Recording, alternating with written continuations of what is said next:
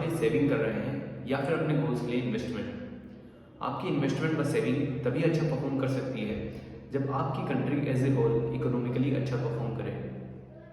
आप चाहे कितना भी अच्छा म्यूचुअल फंड चूज क्यों ना कर लें, कितनी भी अच्छी रिटायरमेंट की प्लानिंग क्यों ना कर लें, लेकिन अगर आपकी country as a whole borrowing default करती है या फिर कोई ऐसी सिचुएशन बनती है जिससे कि आपकी कंट्री की इकोनॉमी कोलैप्स हो जाए, तो आपके रिटायरमेंट सेविंग का कोई मतलब नहीं रह जाता। आज के इस वीडियो में हम बात करने वाले हैं कुछ मैक्रो इकोनॉमिक डेटा के बारे में जो कि आपको बिफोर इन्वेस्टमेंट कंसिडर करना जरूरी है, जिसमें हम सबसे पहले बात करने वाले हैं जीडीपी के बारे में। दोस्तों, first thing you need to consider for investing is GDP. GDP होता है ग्रॉस डोमेस्टिक प्रोडक्ट, यानी देश का total value of economical output within the geographical boundary of the country. Country के अंदर बहुत सारी इंडस्ट्रीज रहती हैं, फैक्ट्रीज रहती हैं, कंपनियां रहती हैं। इन सभी का जो भी इकोनॉमिकल आउटपुट होता है उसे हम जीडीपी कहते हैं। दोस्तों, अभी अगर हम इंडिया की जीडीपी के बारे में बात करें, we are the fifth largest economy of the world and we contributes about 3.5% of the world's economy.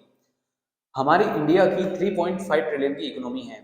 We are going with the fastest rate after China, so our economy is definitely going to grow in future. If we will not do anything spectacular, then also our economy is going to grow. Our Indian government's target is to achieve 5 trillion economy till year 2025 and 10 trillion till 2030. So this is one of the good thing. The long-term growth perspective of Indian economy is positive because of its largest population, healthy savings, rates of investment, and due to the globalization of the country's economy. The second most important thing you should consider before investing is deficit और surplus. Deficit का मतलब होता है सरकार की आय उसके खर्च से कम है तो उसे डेफिसिट कहा जाता है। वहीं अगर आय ज़्यादा है और खर्च कम है तो उसे सरप्लस कहा जाता है। अगर हम इंडिया की बात करें तो इंडिया में इनकम के मेनली दो सोर्स हैं, taxable revenue and non taxable revenue. Taxable revenue के अंडर में डायरेक्ट टैक्स व इनडायरेक्ट टैक्स आता है। डायरेक्ट टैक्स में पर्सनल टैक्स व कॉर्पोरेट टैक्स व इनडायरेक्ट टैक्स में जीएसटी कलेक्शन आता है।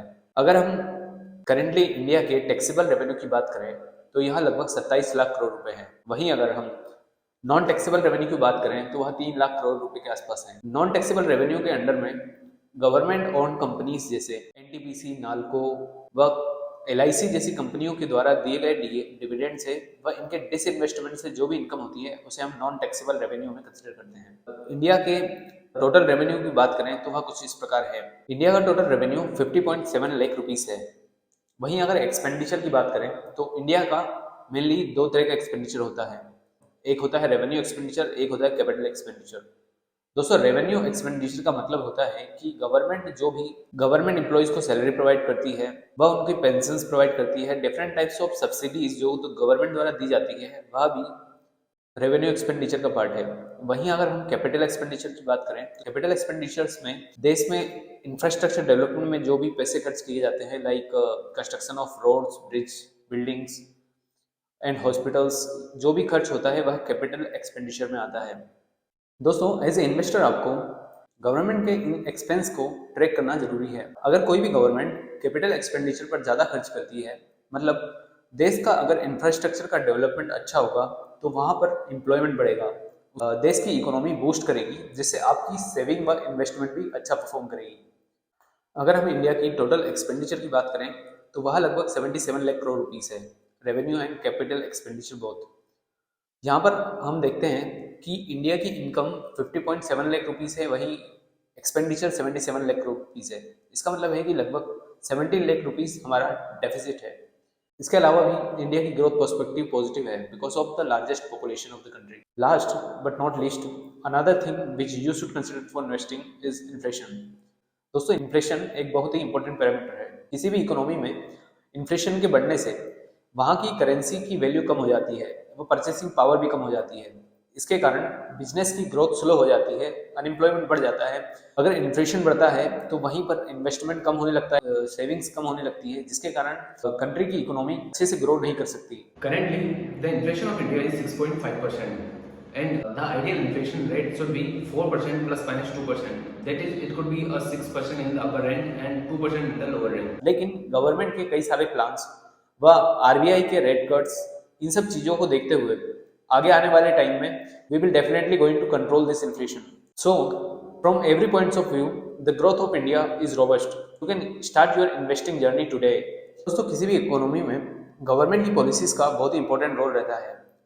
अभी हम लेटेस्ट एग्जांपल श्रीलंकन कोलैप्स का देख सकते हैं, जिसमें गवर्नमेंट की कुछ पॉलिसी सेटिंग के कारण, टैक्स कट के कारण, मनी क्रिएशन के कारण व कोविड-19 के पैंडेमिक के कारण इकोनॉमी कोलैप्स हो गई, जिसके कारण लोगों की सेविंग इन्वेस्टमेंट में भारी नुकसान हुआ। दोस्तों, आपको भी इन सब चीज़ों को ट्रैक में रखना जरूरी है। इन्फ्लेशन, रेवेन्यू, पॉलिसीज, इन सब चीज़ों को देखते हुए आपको इन्वेस्टमेंट के डिसीजन लेना चाहिए। दोस्तों, अगर आपको वीडियो पसंद आया हो तो वीडियो को लाइक करें व चैनल को सब्सक्राइब करें। हमने फंडामेंटल व टेक्निकल एनालिसिस सब कुछ डिटेल में कवर किया है। अगर आप अपनी इन्वेस्टमेंट की जर्नी स्टार्ट करना चाहते हैं तो मार्केट एकेडमी को सब्सक्राइब करें। Thanks for watching.